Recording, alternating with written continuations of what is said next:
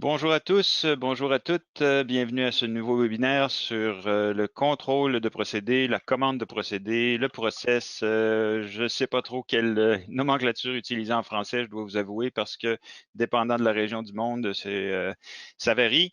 Donc, on va dire le process pour la présentation d'aujourd'hui. On attend quand même plusieurs personnes ce matin. Il y en a seulement quelques-uns de connectés présentement, donc on va attendre un petit peu. Et je vais en profiter pour vous présenter encore une fois mon cher collègue François-Xavier qui va copiloter cette présentation. Bonjour FX. Bonjour Christian, bonjour à tous. N'hésitez pas à écrire vos questions dans la boîte de questions. On est toujours heureux d'avoir un certain dialogue avec vous. On est là pour ça. Des fois, on n'est pas nécessairement clair à 100%, ou on pense qu'on est clair, mais vos demandes de précision rendent le tout pas mal plus intéressant. Parfait, merci FX. Aussi, je vais en profiter maintenant pour vous copier dans le répertoire, dans la section fichiers, documents à distribuer. C'est comme ça que ça s'appelle en français, Je FX? confirme. Je vais vous copier le PowerPoint que je vais maintenant utiliser. Si vous allez pouvoir le transférer.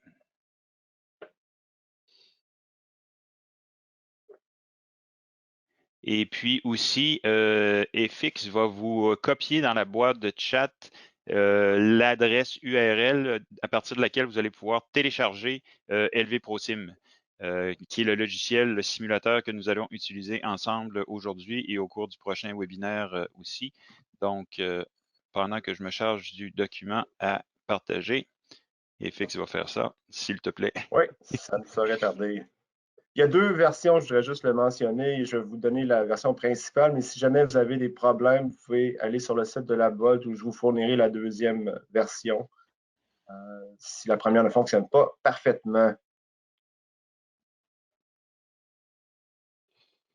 Donc voilà, vous devriez retrouver le document PowerPoint. Ah non, j'ai encore un problème. Bon, attendez un petit peu, là, je vais télécharger ça localement parce que. Okay. Entre-temps, bon, vous voyez que j'ai mis le lien ici pour la version 3.25 de LV-ProSim tel que trouvé sur le site de lavolt.com qui est notre ancien site, mais qui est toujours fonctionnel.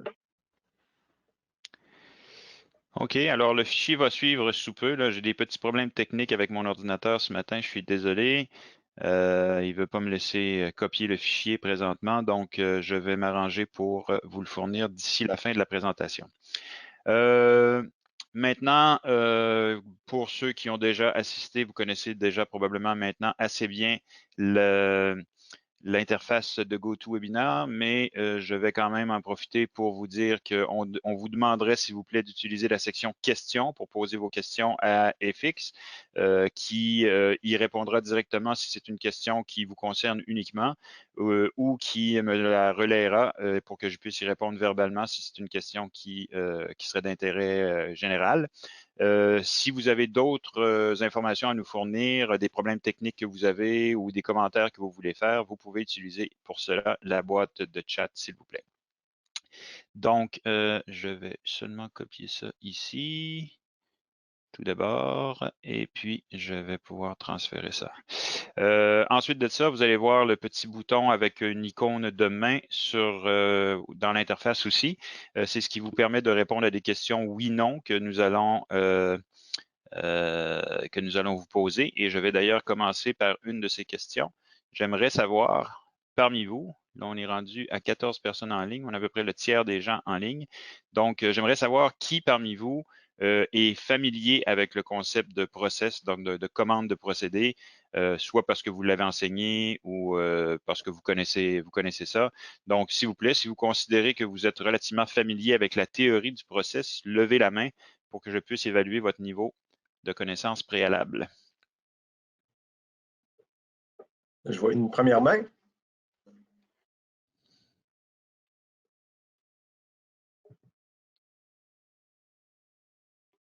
Une deuxième. Parfait. Je viens de finir de réussir à copier le PowerPoint, donc vous pourrez le récupérer dans la boîte OK, donc on a seulement quelques personnes qui semblent être familières avec le concept de process. Donc, je vais quand même prendre le temps d'entrée de jeu de vous faire un petit survol sur ce qu'est le process. D'accord, donc allons-y, sans plus tarder. Il y a sans doute plusieurs personnes qui vont se joindre à nous par la suite, mais on va y aller tout de suite avec le début de la théorie. Donc, la présentation va se diviser en deux parties. Une première partie plus théorique pour présenter les différents concepts que nous voulons tester par la suite avec le simulateur. La deuxième moitié, ça va être justement l'utilisation du simulateur pour faire l'analyse de notre process, ce qui va nous amener au prochain webinaire la semaine prochaine à faire la configuration de la boucle, l'ajustement des paramètres de la boucle pour arriver à un contrôle exact. Donc, tout d'abord, oups, excusez, c'est pas le bon, le bon fichier que j'ai d'ouvert. Ici. Tout va très bien ce matin. Il y a vraiment un petit problème technique. Voilà. Les joies du travail à la maison. Les joies du travail à la maison, c'est ça. Là, j'ai mon ordinateur qui m'a joué un tour avant le webinaire, qui a planté, comme on dit en bon québécois, et qui m'a causé des soucis. Voilà, nous sommes partis. Donc, on va commencer par couvrir quelles sont les caractéristiques d'un process, en parlant de la dynamique d'un process, du type de procédé et des caractéristiques ensuite qui vont nous permettre de caractériser justement l'application que nous avons à contrôler. Mais d'abord et avant tout, je vais prendre cette petite diapo ici pour vous présenter c'est quoi le concept, qu'est-ce que c'est que le process et en quoi on retrouve ça dans la vie de tous les jours, mais aussi en industrie. Donc, pour prendre un exemple très concret, tout le monde a pris un bain ou une douche ce matin et à tous les matins, la même expérience se reproduit. Donc, on va prendre cette expérience commune pour comprendre qu'est-ce que le process. Alors, quand vous arrivez à la baignoire, vous ouvrez le robinet et puis on va dire pour les besoins de la cause, on va simplifier là, vous ouvrez le robinet avec la main droite et avec la main gauche, vous testez la température. Donc, vous testez la température de l'eau avec votre main gauche. Donc, qu'est-ce qui arrive? Au départ, vous ouvrez le robinet. Il y a une certaine température d'eau qui sort, qui est notre variable contrôlée. Alors, ce qu'on cherche à faire dans cette expérience-là, c'est qu'on cherche à ajuster la température, ajuster la température de l'eau pour qu'elle soit confortable. Donc, la température, c'est notre variable contrôlée et on va la tester à l'aide d'un capteur, un sensor, qui est notre main gauche. Donc, notre main gauche joue le rôle de capteur. En fait, la peau de la main gauche joue le rôle de capteur de température. Cette information est transmise à travers le système nerveux jusqu'à notre contrôleur, qui est notre cerveau. Et notre cerveau va comparer cette température actuelle de l'eau à notre consigne, notre set point. Évidemment, cette consigne-là varie d'un individu à l'autre. Ça peut être 39 degrés, 40 degrés pour différentes personnes, mais c'est la consigne qu'on cherche à atteindre. Donc, notre cerveau va faire la comparaison et en fonction du résultat de la comparaison, supposons que l'eau est trop froide par rapport à la consigne, le contrôleur va envoyer un signal nerveux, encore une fois, à notre final control element qu'on appelle en bon anglais, donc l'élément de commande final qui est notre main droite, qui va venir ouvrir la valve, OK, pour faire rentrer plus d'eau chaude. Ce qui va avoir un effet sur une variable manipulée qui n'est pas la température. La variable manipulée, dans ce cas-ci, c'est le débit d'eau chaude qui va arriver au robinet, qu'on va venir varier avec la valve. Ça, ce nouveau débit d'eau chaude-là va avoir un impact sur le process. Et donc, à la sortie, on va avoir une nouvelle température qu'on va retester, etc., dans une boucle fermée. Donc, c'est ce qu'on appelle un feedback loop, une boucle de rétroaction. Et c'est ici que le process vient, la commande de procédé entre en ligne avec notre contrôleur qui va s'assurer qu'on atteint la consigne pour le paramètre sous contrôle. Donc, vous comprendrez, ça c'est un exemple de la vie de tous les jours avec notre cerveau comme contrôleur, mais dans le monde industriel, bien évidemment, le contrôleur, ça va être un automate, un automate programmable en général, ou un dédié ou non, qui va recevoir l'information par rapport à la variable à contrôler. Ça peut être la pression, le débit, la température, un niveau, etc. Et qui va faire ce qu'il faut, agir sur les actionneurs qu'il faut pour maintenir constant ce paramètre. selon les consignes. Donc, c'est ça. Quand on parle de process, c'est de ça qu'on parle. Donc, évidemment, un process, que ce soit la température de l'eau dans notre baignoire ou la vitesse d'une voiture qu'on doit maintenir constante, n'importe quel procédé a une dynamique. Alors, il va être caractérisé par une certaine dynamique. Alors, par exemple, justement, dans le cas de la maison et de l'eau chaude dans la maison, quand vous ouvrez le robinet d'eau chaude, l'eau ne devient pas chaude immédiatement. Il y a un délai. Donc, ça fait partie des dynamiques de la dynamique de ce procédé-là. De la même façon, une voiture, quand on applique les freins sur une voiture, la voiture ne s'arrête pas instantanément à cause de son inertie. Donc, il y a un délai encore ici. Donc, ça fait partie, ça aussi, de la dynamique du système. Donc, la dynamique du système va être il y a trois catégories de facteurs qui vont influer sur la dynamique d'un système, la résistance, la capacitance et l'inertie. Donc, on va maintenant définir rapidement ces trois paramètres. La résistance dans un système, c'est tout ce qui, évidemment, s'oppose au transfert d'énergie ou de masse dans notre système. Donc, par exemple, on voit ici une canalisation dans le bas, un tuyau dans lequel de l'eau circule. Si on a un tube Venturi ici dans le centre de notre canalisation, ça vient opposer une restriction au débit de l'eau, donc évidemment une résistance qui va avoir un impact sur le débit total de l'eau dans notre tuyau. De la même façon, la valve qu'on retrouve un peu plus loin, plus elle est ouverte, moins elle oppose de résistance au flot, mais on peut évidemment opposer une résistance totale en fermant la valve complètement. Donc, la résistance va venir influer sur la rapidité à laquelle le liquide se déplace et donc la dynamique du système. Un autre paramètre qui va influer sur notre système, c'est la capacité, capacitance en anglais, c'est-à-dire que souvent dans un système, on va avoir une composante qui va avoir le rôle d'emmagasiner l'énergie ou la matière. Donc ici, on voit l'exemple très courant d'une cuve dans laquelle on va accumuler un liquide. Et évidemment, la capacité de cette cuve-là en termes de volume, le volume de cette cuve-là va avoir un impact très important sur la réponse de notre système. Alors, par exemple, si on tient à maintenir le niveau constant dans cette cuve-là et qu'on a une pompe ici à l'entrée pour contrôler le débit qui alimente la cuve, vous comprendrez bien que le système ne répondra pas du tout de la même façon si la cuve a la taille de notre baignoire ou si la cuve a la taille d'une piscine. Okay? Alors, pour un même débit d'eau entrant, parce qu'on a la même pompe, évidemment, le système va répondre de façon totalement différente dépendant du volume de cette cuve-là. Donc, ça vient influer sur la dynamique aussi de notre système. Et finalement, le troisième paramètre troisième catégorie de facteurs qui vient influer sur la dynamique, c'est l'inertie.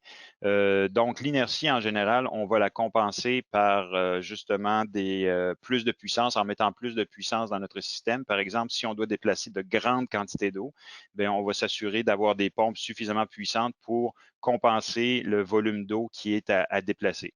De la même façon, dans une voiture, si on veut combattre l'inertie de la voiture, bien, on va mettre un moteur plus gros dans la voiture pour permettre des comportements équivalents. Mais l'inertie est définitivement un paramètre qu'on doit prendre en ligne de compte dans notre caractérisation du système, qui va influer la dynamique du système. Ceci étant dit, il y a différents types de procédés aussi qu'on va avoir à contrôler. Et pour pouvoir caractériser un procédé, bien, on va en général le soumettre à un test qu'on appelle un changement, un step change. Comment est-ce qu'on dit ça en français? Donc, un changement de consigne ou de. Non, bah, non, c'est pas vraiment de consigne dans ce cas-ci. Un changement abrupt, si vous voulez. On va faire un changement abrupt dans la variable d'entrée et on va voir comment la variable de sortie se comporte en fonction de ce changement-là. Ça va nous permettre de caractériser le système et c'est ce qu'on va voir dans les prochaines diapos.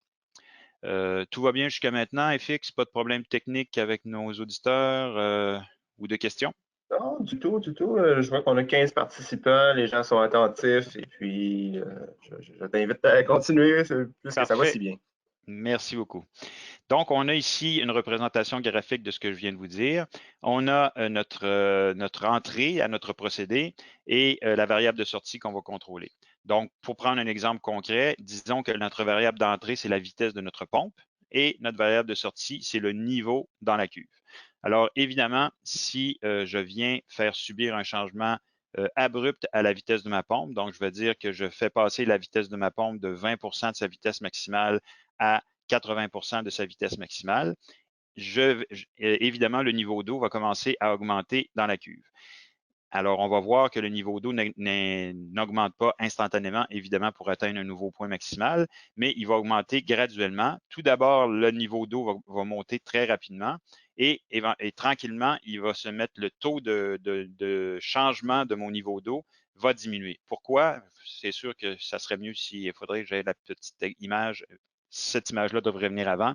Donc, on suppose cette situation-ci où on a une cuve qu'on alimente par notre entrée d'eau, dont on contrôle le débit avec la pompe dont je viens de vous parler. Mais cette cuve-là est aussi reliée à une sortie dans le bas de la cuve qui va permettre d'alimenter un procédé. Donc, par exemple, disons que ça, c'est le réservoir d'eau de la ville et en fonction du débit de l'eau consommée à un moment donné de la journée, et évidemment, si je veux maintenir le niveau constant dans ma cuve, il va falloir continuellement ajuster le débit de la pompe ici pour maintenir le niveau constant. Alors, le matin, quand tout le monde prend sa douche, le débit de sortie est très élevé, donc je dois avoir un débit d'entrée équivalent. Et dans le milieu de la journée, ça diminue, donc je diminue mon débit d'entrée aussi. Donc, vous comprendrez que dans une telle situation, même si je change la vitesse de ma pompe, donc au début, le niveau d'eau va monter très rapidement dans la cuve, mais au fur et à mesure que le niveau d'eau augmente, la pression dans le bas de la colonne d'eau ici va augmenter, donc le débit de sortie va aussi augmenter. Et c'est pour ça qu'éventuellement, je vais retrouver un niveau constant. Donc, ma cuve ne se mettra pas à déborder si on demeure dans des limites acceptables de changement de débit d'entrée. La cuve ne va pas déborder, mais elle va monter à un nouveau niveau et se stabiliser à ce nouveau niveau-là qui met en équilibre le débit d'entrée et le débit de sortie. Donc, c'est pour ça qu'on va avoir une réponse qui ressemble à ça, avec une réponse assez asymptotique qui va tendre vers un nouveau niveau d'équilibre. Donc, c'est ce qu'on entend quand on dit que pour caractériser un système, on va lui faire subir un step change, donc un changement abrupt dans la variable d'entrée, et on va regarder de la façon dont le système répond. Et on va se rendre compte à ce niveau-là qu'on peut avoir deux réponses différentes. On peut avoir une réponse qui correspond à un procédé autorégulé, comme l'exemple que je viens de vous montrer. Donc, un procédé autorégulé, c'est un procédé dans lequel, lorsqu'on fait un changement comme ça, la variable de sortie va tendre vers une nouvelle valeur d'équilibre sans qu'on ait à faire d'autres interventions. Alors qu'un procédé non régulé, va nous présenter une caractéristique comme celle-ci. Alors, pour prendre un autre exemple assez courant, disons une voiture, un véhicule qu'on veut accélérer, si j'augmente la pression sur la pédale d'accélérateur ici, okay, la vitesse de la voiture va se mettre à augmenter, mais tranquillement, elle va atteindre un nouveau niveau quand la friction avec l'air va venir compenser l'énergie supplémentaire que j'envoie dans le moteur, la voiture va se restabiliser à une nouvelle vitesse d'équilibre. Ça, c'est un procédé autorégulé.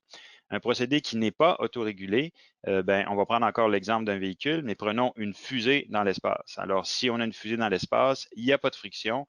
Alors, à ce moment-là, si on augmente d'un coup l'énergie qu'on envoie dans les moteurs de la fusée, on va avoir une vitesse qui accélère indéfiniment jusqu'à atteindre, bon, là, évidemment, on ne rentrera pas dans les principes relativistes là, de la masse de la fusée qui augmente, mais vous comprendrez que la vitesse de la fusée va augmenter de façon non contrôlée et ne tendra pas vers une nouvelle vitesse d'équilibre. Donc, ça, ici, on parle d'un procédé non régulé. Un autre exemple de procédé non régulé, c'est la pression dans une cuve fermée. Donc, si on applique une température trop élevée, et que la vapeur n'a pas le temps de s'échapper de la cuve, la pression à l'intérieur de la cuve va augmenter jusqu'à éclatement de la cuve éventuellement. Donc, on a un autre exemple de procédé non régulé. Évidemment, les procédés non régulés sont beaucoup plus importants à être contrôlés de façon très précise parce qu'on sait que si le contrôle disparaît, ça va amener à une catastrophe. Pour caractériser un système, on va dire que le système aussi est soit à capacité unique ou à capacité multiple, c'est-à-dire qu'il y a seulement un élément qui peut contenir de l'énergie ou de la matière, ou il y en a plusieurs, donc plusieurs cuves, on va dire par exemple, dans notre procédé. Ça va avoir un impact important sur la réponse aussi du procédé qu'on essaie de contrôler. En général, les procédés à capacité unique on présente une réponse de premier ordre. On fait référence aux équations différentielles de premier ordre qui vont permettre de représenter mathématiquement ce procédé-là. Donc, on dit qu'en général, les procédés comme ça sont de premier ordre. Et on va comprendre l'importance de déterminer si un procédé est de premier ordre ou de deuxième ordre ou d'ordre n. Donc, ici, on retrouve la diapo que je vous ai présentée. On comprend bien qu'ici, on est en présence d'un procédé régulé, autorégulé, qui tend vers une nouvelle consigne. De ce graphique-là, de la variation de la variable de sortie dans notre circuit, de la forme de cette courbe-là, on va pouvoir tirer trois caractéristiques qui nous permettent de déterminer exactement notre procédé et ce qu'on doit faire pour le contrôler. Alors, c'est maintenant vers ces caractéristiques-là qu'on va se tourner. On va voir que la courbe va être analysée pour nous permettre de déterminer les trois paramètres suivants. Le dead time, qu'on appelle le temps mort ou le temps de délai, le délai qui va s'écouler entre le moment où on a fait un changement de notre variable d'entrée et le moment où la variable de sortie a commencé à changer. Donc, on va en voir un exemple dans un instant de pourquoi il peut y avoir un délai comme ça. Ensuite de ça, la variable de sortie va se mettre à augmenter pour tendre vers un nouveau maximum. Et ce nouveau maximum-là, on va dire que c'est 100% du niveau maximum. Alors, on va devoir trouver dans cette courbe-là à quel moment la variable de sortie a atteint 63,2% de ce 100% de variation-là qu'on a eu sur notre variable de sortie. Le moment où on a atteint 63,2% correspond à ce qu'on appelle la constante de temps de notre système. Pour ceux d'entre vous qui sont ingénieurs électriques, la constante de temps, vous allez la reconnaître comme étant la caractéristique d'un circuit RC, justement, dans lequel on a une résistance et un condensateur. Et le parallèle à faire avec les circuits électriques est très, très semblable ici dans les procédés de nature plus chimique ou physique. Donc, ce 63,2% va nous permettre de déterminer la constante de temps. Et évidemment, c'est un paramètre important d'un process, comme vous comprendrez. C'est sûr que si cette courbe-là représente la variation de vitesse, par exemple, d'un véhicule, on va comprendre qu'une Ferrari va avoir une variation de vitesse ici très différente d'un camion remorque, par exemple. Donc, cette constante de temps-là va être très différente d'un véhicule à l'autre et ça va nous permettre de contrôler le procédé de façon différente aussi. Alors, pour bien comprendre le principe de délai, on présente cet exemple-ci. On vient présenter une barre métallique à une source de chaleur à une extrémité et à l'autre extrémité, on tient la barre métallique. Donc, évidemment, avant que la chaleur qui est appliquée ici à la barre atteigne la main, il va y avoir un délai. Donc, entre le moment où on a mis la barre au-dessus de la flamme et le moment où la température captée par la main se met à s'élever, il va y avoir un délai pour permettre à la chaleur de parcourir la distance le long de la barre. Donc, c'est ce qui est caractérisé ici par le délai. Ensuite de ça, la température va commencer à augmenter et on va pouvoir étudier la vitesse à laquelle cette température-là augmente pour comprendre, pour caractériser notre système. Vous remarquerez aussi sur ce diagramme, ce que je ne vous ai pas montré sur l'autre diagramme, que la constante de temps non seulement nous permet de déterminer la réponse du système, mais elle nous permet de savoir aussi quand le système va atteindre son point d'équilibre. Parce que vous pouvez voir ici qu'après 2 constantes de temps, donc on va dire que ma constante de temps ici, c'est 5 secondes. Okay? Après 5 secondes, j'avais atteint 63% du changement total.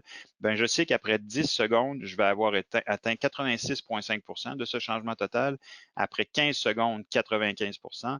Après 20 secondes, 98%. Et finalement, après 5 constantes de temps, c'est-à-dire dans notre cas ici 25 secondes, je vais avoir atteint 99,3% du changement. Donc, normalement, on considère qu'après 5 constantes de temps, le système a atteint son nouveau point d'équilibre et qu'il est rendu à un état stable. Donc, voilà avec un autre graphique qui permet d'expliquer la constante de temps. Ce que ce graphique-là présente aussi ici, c'est que l'autre façon de déterminer la constante de temps, plutôt que de trouver le point à 63,2 %, l'autre façon, c'est de tracer la tangente à notre courbe de changement, OK, à partir du point du temps zéro où le changement a commencé. On trace la tangente à ce point du début du graphique et l'endroit où la tangente va venir croiser le nouveau niveau maximum, le 100 %, cet endroit-ci correspond à notre constante de temps. Donc, c'est une autre façon de le déterminer de façon graphique, si vous voulez, mais comme c'est très difficile de tracer une tangente très précisément à une courbe comme celle-ci, en général, on va plutôt favoriser l'approche mathématique que l'approche graphique pour déterminer précisément la constante de temps. Donc, on a déjà deux des paramètres qu'on a trouvés, le délai et la constante de temps. Tout ce qui nous reste à trouver, c'est le gain du procédé qui est dénoté par la variable KP pour Process Gain. Ben, c'est pas G, là, mais bon, c'est KP pour le gain du procédé et qui est déterminé tout simplement par la variation de la variable de sortie sur la variation de la variable d'entrée, le rapport des deux.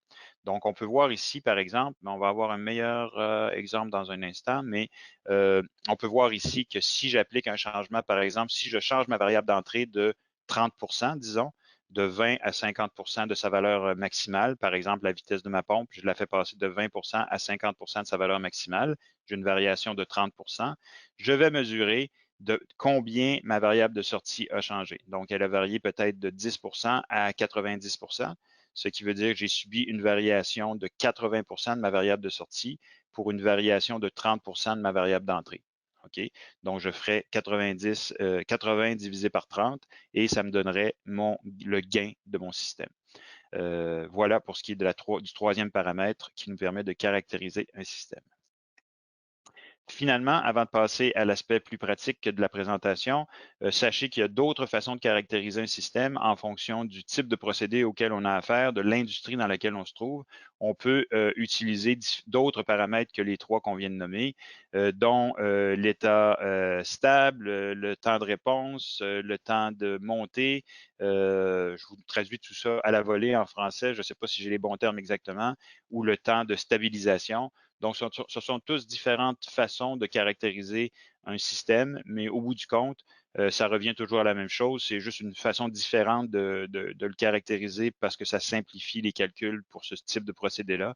Mais dans tous les cas, ce qu'on veut savoir, c'est à quelle vitesse le système répond-il, quel est le délai dans le système et quel est le gain du système, c'est-à-dire par combien le système, quelle est la sensibilité du système aux variations de l'entrée.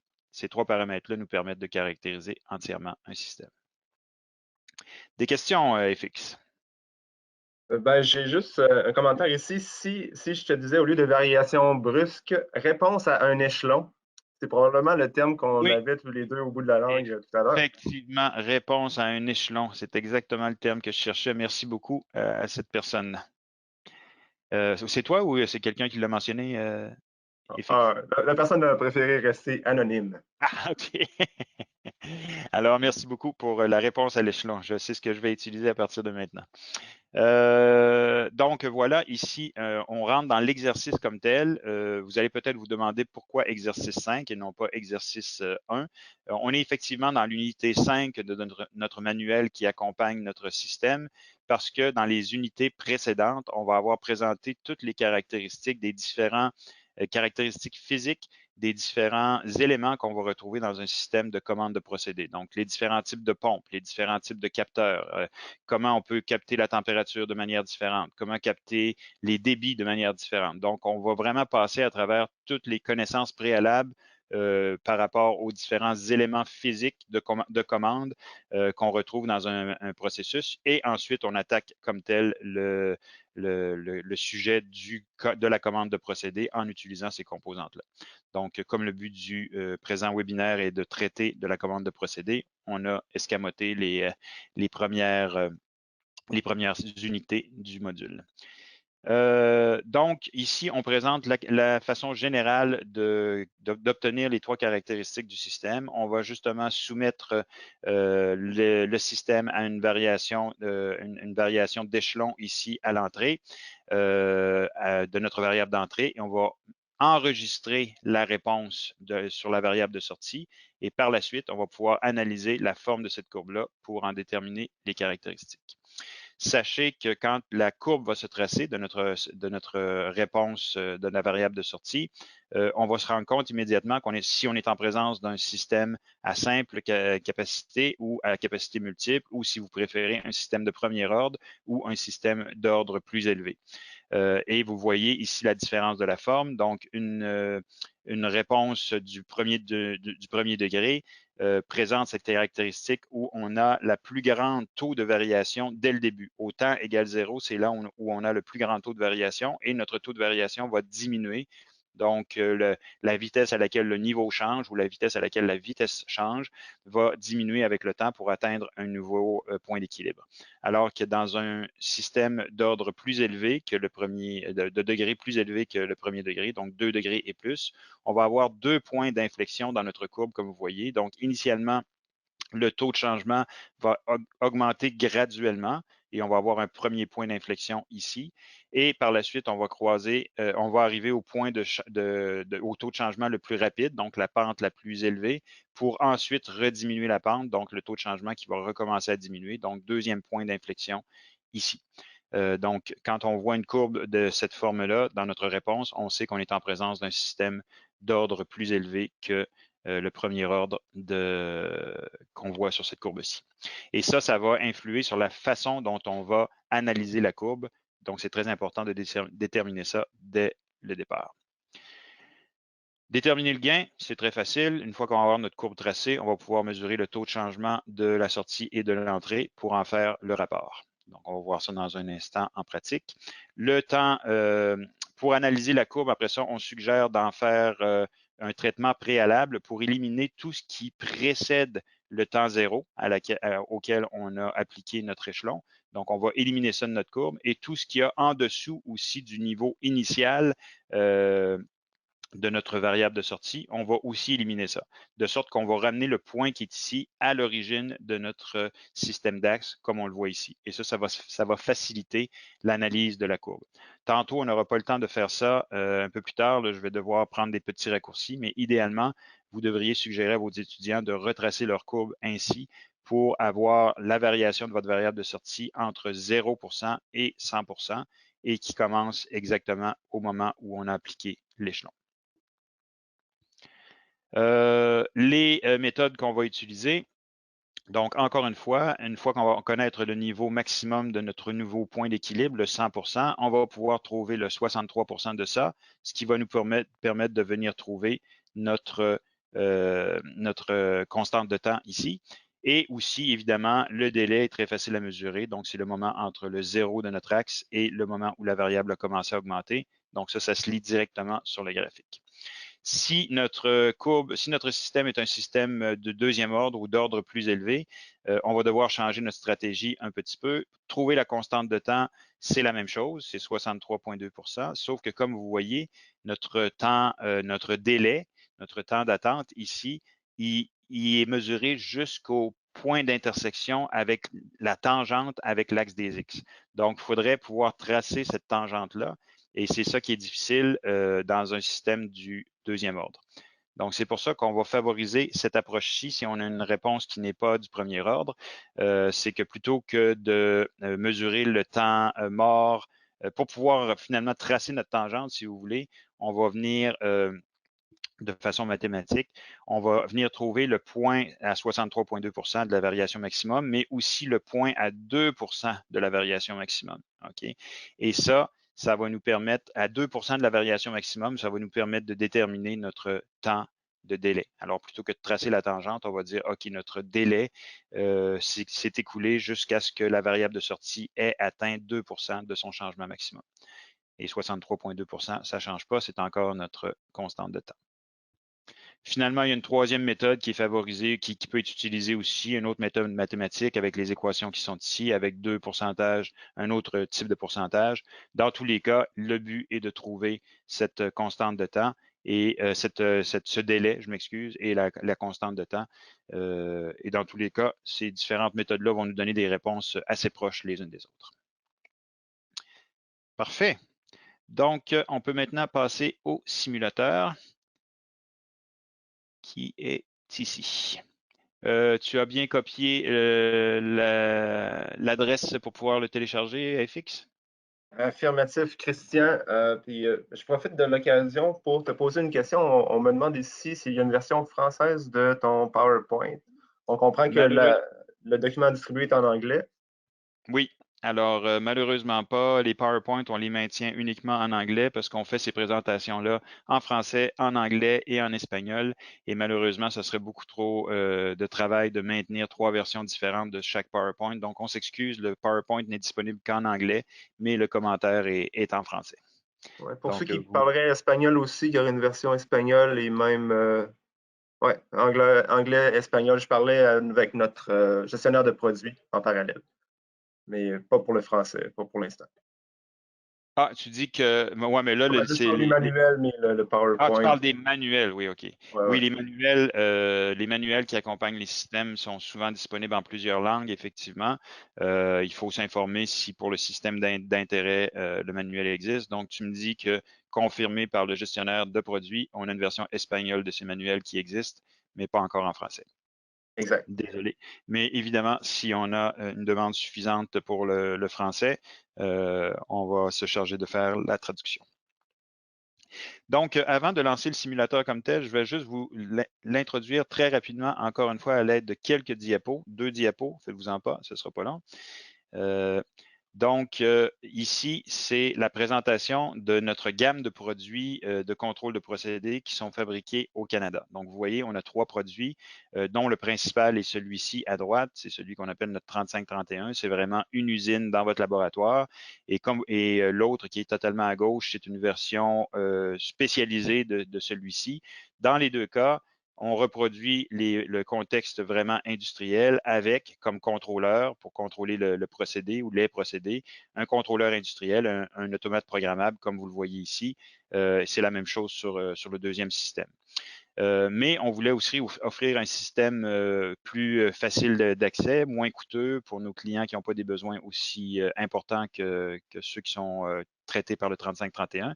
Et c'est notre petit système ici, le 6090, qui permet d'enseigner les mêmes principes. Les manuels, la couverture théorique est pratiquement la même dans les deux systèmes. Mais ici, plutôt que d'avoir un contrôleur industriel, un automate qui va contrôler le fonctionnement du système, on a décidé de fournir un contrôleur logiciel. C'est LV ProSim que nous allons utiliser aujourd'hui en mode simulation. Mais ce logiciel-là peut aussi être utilisé en mode commande pour lire les données du procédé à l'intérieur de l'ordinateur, faire le traitement et retourner les signaux de commande à travers cette boîte d'interface ici qui est reliée par l'ordinateur avec un câble USB et qui communique avec le procédé par des entrées 4 à 20 mA ou 0 à 5 volts et des sorties 4 à 20 mA pour commander les actionneurs dans les Final Control Elements, les éléments de commande finaux à l'intérieur du système. Donc, sachez que le logiciel est disponible pour les deux. En mode commande et aussi en mode simulateur. Et c'est ce qu'on présente ici, justement, qu'en mode simulation, en utilisant ce logiciel-là en mode simulation, comme on va le faire aujourd'hui, on va pouvoir entrer le modèle mathématique de notre procédé dans le simulateur pour ensuite en faire la commande à l'aide des paramètres P, I et D. Donc, c'est justement ce qu'on va faire aujourd'hui et la semaine prochaine. Sinon, en mode commande, ça vous prend un système à commander. Mais si votre système à commander comprend des entrées et des sorties 4 à 20 mA, comme c'est le cas dans 99% des cas, ça veut dire que vous pourriez vous servir de notre logiciel ici avec sa boîte d'interface que je viens de vous présenter pour commander votre système de commande de procédé directement à partir du logiciel. plutôt qu'avec un automate programmable. Donc, ça peut être une étape intermédiaire avant d'amener vos étudiants vers la commande par automate programmable.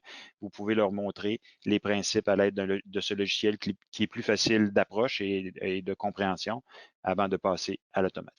Et sachez finalement que ce logiciel est compatible avec Android, donc c'est possible de le rouler sur une tablette Android ou sur une tablette Windows, une tablette évidemment Microsoft Windows. Qu'est-ce que je voulais rajouter? Oui, et aussi l'interface d'acquisition de données est compatible avec MATLAB et LabVIEW. Donc, si vous voulez développer vos propres algorithmes de commande à l'intérieur de ces logiciels pour la recherche, donc c'est possible de le faire aussi. Donc, vous voyez que c'est un logiciel quand même assez polyvalent. Alors, c'est ce que je voulais vous présenter à l'aide de ces diapos. Maintenant, allons voir le logiciel comme tel. Donc, quand vous allez le lancer pour la première fois en cliquant sur le lien qu'on vous a envoyé, une fois que vous l'aurez copié localement sur votre machine, ça va lancer ici cette interface, cet écran d'accueil qui va vous permettre de choisir si vous voulez rouler en mode simulateur ou en mode connecté. Évidemment, pour l'instant, je n'ai aucun appareil de connecté à l'ordinateur, ce que le logiciel détecte, et il me propose uniquement le mode simulateur, comme ce sera votre cas à vous aussi. Donc, on confirme ça. Et on arrive dans le simulateur. Je vous présente rapidement l'interface et puis ensuite, on va passer à la commande. En fait, avant de vous présenter l'interface, je vais ouvrir un fichier de configuration qui a été préenregistré de la même façon qu'on faisait la semaine dernière avec LVSIM pour rendre plus rapide la configuration. Sauver du temps lors de la présentation. Donc, je vais ouvrir ce fichier.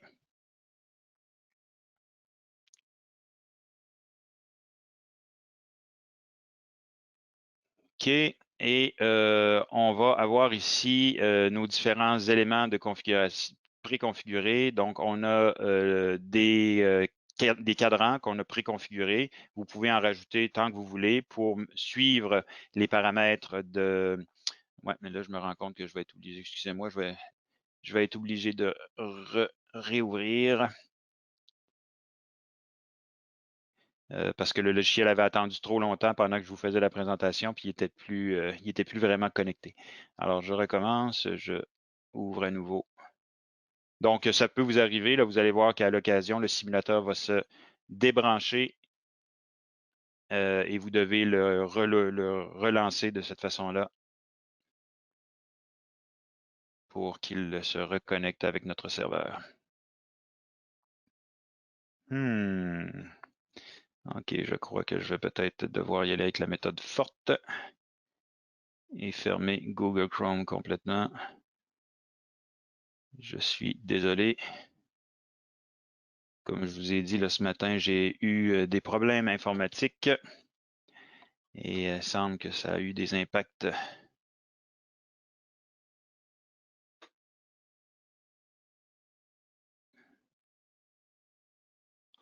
OK, je vais le relancer vraiment à 9 à partir d'ici.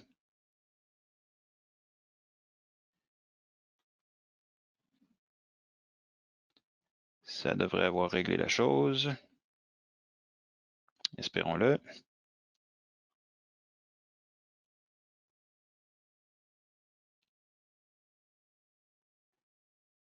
C'est le temps de répondre aux questions s'il y en a, FX. Oui, justement, j'étais en train de répondre aux questions. On parlait du lien pour LVDAC EMS, mais ça, c'est un autre sujet, mais j'ai répondu en privé à la personne. Puis, j'ai renvoyé le lien de téléchargement du logiciel LV ProSim aussi dans la boîte de questions, en plus de la boîte de chat.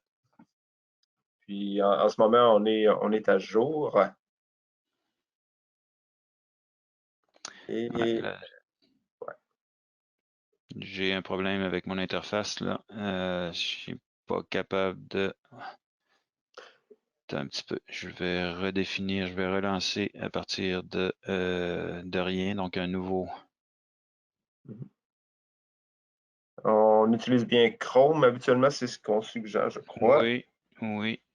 Normalement, on devrait. Ah, il y a un pop-up qui est bloqué. Excuse-moi de l'anglicisme en haut à droite dans ta barre de. Ouais, Oui, juste ici. là. Il y a quelque chose qui a été bloqué, là. Est-ce que c'est ça? Oui. Sauf que c'est curieux. Ah, ben, pourtant, j'ai Always Allow. Done. OK. Reload. Si c'est le cas, c'est curieux parce que hier, j'avais Ouais. pas de problème. OK. Une dernière fois, on essaie d'ouvrir le fichier de configuration. Sinon, je vais devoir partir de rien.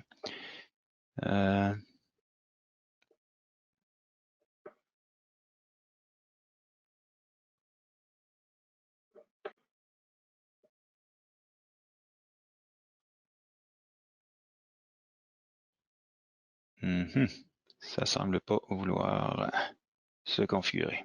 Bon, OK. Alors, je vais alors rentrer ici les valeurs dans mon simulateur. Les valeurs que je me rappelle, je crois que ça devrait être pas mal. Donc, ici, justement, quand on rentre dans l'interface, excusez-moi, là, on a été un petit peu perturbé. Quand on rentre dans l'interface, on va pouvoir ici venir définir des cadrans qui vont nous permettre d'afficher en tout temps les valeurs des différentes variables qu'on veut suivre dans le circuit. Ensuite de ça, ici, on a notre Trend Recorder, notre enregistreur, qui va permettre de suivre graphiquement la variation de chacune de ces variables-là. Et on va pouvoir définir ici en bas quelle variable on est intéressé de tracer dans le graphique. Totalement ici en bas à droite, on a d'autres paramètres pour contrôler l'enregistreur, dont l'échelle de temps qui est utilisée ici sur l'axe des X. Donc, présentement, j'ai une durée d'1 minute qui est représentée. Je peux aller jusqu'à 60 minutes pour suivre les procédés qui sont très, très lents. Finalement, on va pouvoir afficher les curseurs en X et en Y pour nous permettre de caractériser les courbes, comme on va voir dans un instant. Finalement, ici, c'est la portion qu'on va utiliser surtout la semaine prochaine dans notre prochain webinaire. C'est là où on va venir rentrer nos paramètres de commande P, I et D pour pouvoir commander le système. Et c'est aussi ici qu'on va venir changer la consigne pour pouvoir voir comment le système répond au changement de consigne. C'est ici, vis-à-vis le process, qu'on vient indiquer quelle variable est commandée par ce contrôleur, parce que vous voyez qu'on offre 2 contrôleurs dans le logiciel pour pouvoir faire du contrôle en cascade, pour pouvoir contrôler 2 boucles en parallèle. Donc, 2 contrôleurs, et il faut indiquer à chacun des contrôleurs quelle variable il va être responsable de suivre, évidemment. Donc, dans ce cas-ci, c'est la variable primaire que nous allons définir dans un instant. Quand on est en mode automatique ou manuel, donc quand on est en mode automatique, ici, on n'a pas de moyen d'ajuster la commande de sortie ici, qui dans le cas qu'on va faire maintenant serait la vitesse de notre pompe. Donc, je ne peux pas le changer. En fait, si je le change, mais c'est en grisé, ça n'a pas d'impact sur la sortie réelle. Pour pouvoir commander moi-même, il faut que je me mette en mode manuel. Sinon, en mode automatique, c'est le contrôleur qui va envoyer les signaux de commande à notre élément de commande final. Donc, voilà, je vais maintenant ouvrir le simulateur. Je vais essayer une dernière fois, des fois que ça fonctionnerait, parce que ça simplifierait beaucoup ma vie si je pouvais ouvrir ce fichier.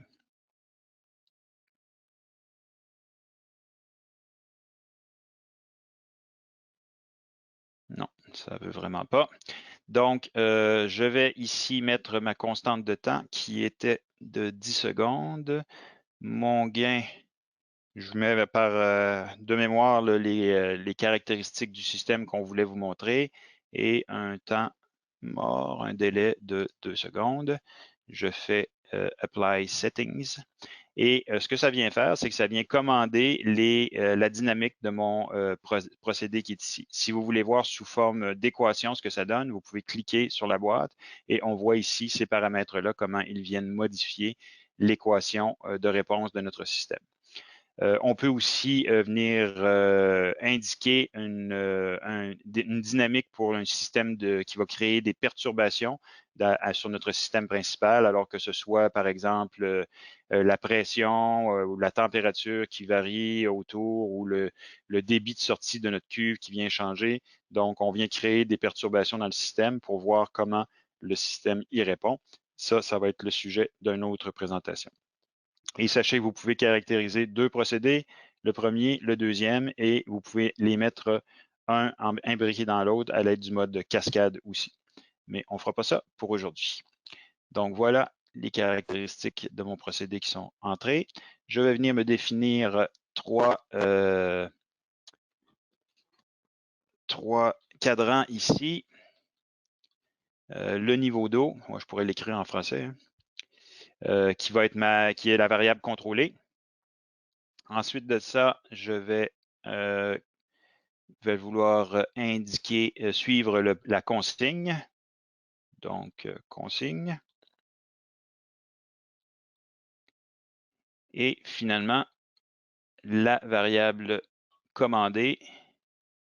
Donc, notre output PID1, c'est-à-dire la sortie de notre contrôleur PID, ici, qui va être la vitesse de la pompe. Si je ne me trompe pas, Christian, on peut changer la langue d'affichage Oui, pour le français ou l'espagnol. C'est ce que je m'apprêtais à faire, effectivement. Pas de problème. Donc, settings, language, on peut passer au français. Voilà. Donc, j'ai mes cadrans ici. Il me reste juste à indiquer ici les trois mêmes paramètres que je veux suivre graphiquement. Donc, la sortie primaire, qui est mon niveau d'eau, je veux l'avoir. Je veux aussi suivre la consigne et le sortie de mon PID. Voilà.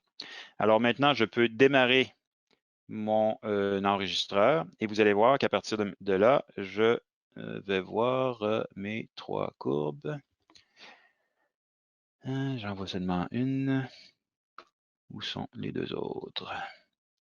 Tout est à 0. Si je passe en mode automatique, bon, OK, voilà, c'est bon, c'est parce que j'étais en mode manuel. Donc, on démarre en mode automatique, c'est-à-dire que là, mon contrôleur va s'assurer d'amener le niveau d'eau de la cuve à la consigne, à la valeur de la consigne, c'est-à-dire à 25% du niveau maximal dans ma cuve. Vous remarquerez que tous nos paramètres ici sont indiqués en pourcentage. Quand on est en mode simulateur, on n'a pas le choix. On peut seulement laisser ça en pourcentage, mais quand on est en mode commande, sachez que vous pouvez changer les unités qui sont utilisées pour chaque, comme par exemple ici, le niveau pourrait être défini en centimètres, la consigne aussi, la vitesse de la pompe pourrait être en watts ou en RPM, on pourrait définir ça. Mais disons qu'en général, en commande de procédé, quand on laisse tout en pourcentage, c'est beaucoup plus simple parce que c'est plus facile de comparer les valeurs en pourcentage. Donc, vous voyez maintenant que mon niveau, comme on le voit, qui est la courbe rouge ici, donc ça, c'est le niveau d'eau qui varie dans ma cuve. On voit qu'il s'est stabilisé sur la consigne qui, elle, est indiquée en bleu. Ici, je vais peut-être changer la couleur de la sortie ici pour bien la différencier. On va le mettre un beau vert pour qu'elle soit bien différente. Comme ça. Donc, ça, c'est la sortie de mon contrôleur. C'est la consigne qu'on envoie à la pompe. Et si je pose ici mon enregistreur, je reviens ici. Donc, en bleu, la consigne qui a été ajustée à 25%, le niveau d'eau qui s'est ajusté dans la cuve sous l'effet de la pompe pour venir atteindre le 25%. Parfait. Donc là, maintenant, mon système est en mode stable. J'ai atteint le niveau stable. Et à partir d'ici, c'est à partir d'ici que je vais lui faire subir un changement d'échelon, une variation d'échelon pour voir comment le système répond. Évidemment, pour faire ça, là, il faut passer en mode manuel parce qu'on ne veut pas que le contrôleur vienne s'impliquer dans la chose. On veut voir comment le système répond de façon naturelle à un changement de consigne à l'entrée. Donc, ma variable d'entrée ici, même si ça s'appelle output, c'est du point de vue, le output, c'est du point de vue du contrôleur, mais en fait, ça se trouve être la variable d'entrée de notre process, c'est la vitesse de la pompe. Donc, je vais changer la vitesse de la pompe et pour que ce soit facile à calculer, je vais l'augmenter de 20% par rapport à son niveau actuel. Donc, on va la monter à 63,860. Donc, vous voyez que maintenant, je suis en mode manuel. Je peux venir rentrer ici la valeur que je veux en mettant 63. Donc, avant d'appliquer ce nouveau paramètre, je vais repartir ici mon enregistreur. Donc, maintenant, l'enregistreur fonctionne et maintenant, je vais appliquer ça, ces nouveaux paramètres. Donc, je viens augmenter la vitesse de ma pompe de 20%. Évidemment, ça vient varier le niveau d'eau dans ma cuve, comme on le voit. Je vais éteindre la courbe de consigne parce qu'on n'en a pas besoin ici. Et tout de suite, on peut voir qu'effectivement, il y a un délai d'attente ici. Donc, la courbe n'a pas commencé à augmenter immédiatement. Et on peut aussi immédiatement détecter qu'on est en présence d'un process de premier niveau, de premier ordre, parce que notre courbe ne présente pas 2 points d'inflexion, mais un seul point d'inflexion. Donc, on a déjà déterminé ça. Maintenant, il nous reste juste à déterminer numériquement la valeur de ces 3 paramètres-là. Et ça va conclure le webinaire. Donc, on ne peut arrêter l'enregistreur tant que le niveau n'a pas atteint son niveau maximum parce qu'on a besoin de ce niveau maximum-là pour déterminer notre 100%. Donc, pour s'assurer qu'on est bien rendu au niveau maximum, je vous suggère de toujours contrôler ici la valeur numérique qui est affichée dans le cadran. Et on voit que maintenant, elle ralentit, le taux de changement ralentit vraiment. On est presque à une valeur maximale.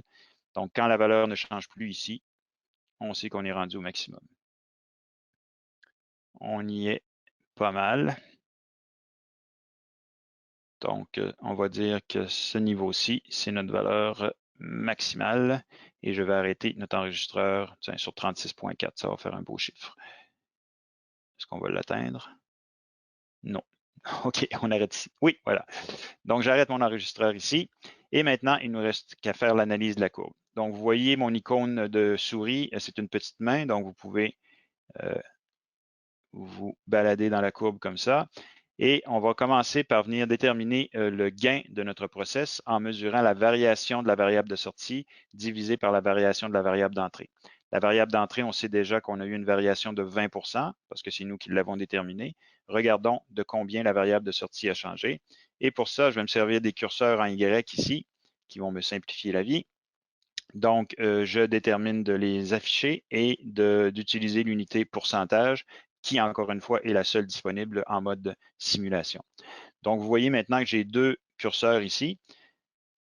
Un que je vais venir placer à la valeur maximale et l'autre à la valeur minimale.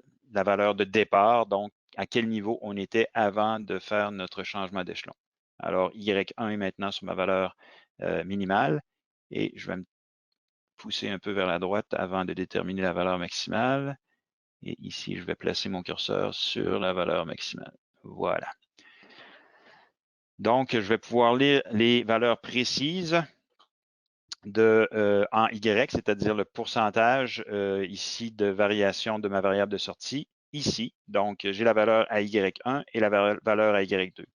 Tout ce dont j'ai besoin pour faire mes calculs maintenant, c'est une petite calculette que je vais amener à l'avant. Donc, on va commencer par calculer la différence ici entre les deux. Donc, on a 36.444